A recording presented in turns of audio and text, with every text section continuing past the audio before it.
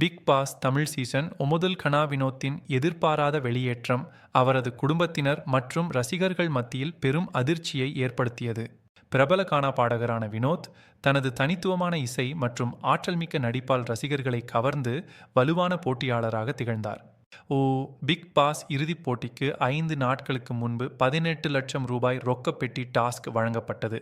அதை வினோத் ஏற்றுக்கொண்டு வெளியேறினார். 28 நாட்களுக்கு தினசரி ஊதியமாக 29,000 ரூபாய் மற்றும் 18 லட்சம் ரூபாய் பரிசுடன் அவரது மொத்த வருவாய் 55 லட்சம் ரூபாயாக இருந்தது. இது ஒரு புத்திசாலித்தனமான முடிவு என பலரால் கருதப்பட்டது.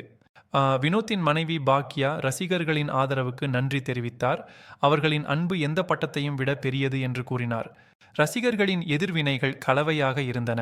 சிலர் அவரது நடைமுறை முடிவை ஆதரித்தனர், மற்றவர்கள் அவர் கோப்பையை வெல்லும் வாய்ப்பை இழந்ததாக ஏமாற்றமடைந்தனர். சில ரசிகர்கள் சக போட்டியாளரான ஆரோரா சின்க்ளேர் வினோத்தின் முடிவை பாதித்ததாக குற்றம் சாட்டினர். வினோத்தின் வெளியேற்றம் இறுதிப் போட்டியின் இயக்கவியலை மாற்றியது, போட்டியாளர்களின் எண்ணிக்கையை குறைத்து போட்டியை மேலும் தீவிரப்படுத்தியது.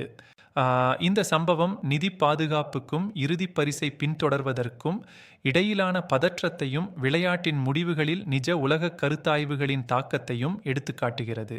கனா வினோத்தின் இந்த முடிவு பிக் பாஸ் வரலாற்றில் ஒரு முக்கிய தருணமாக நிலைத்து நிற்கும்.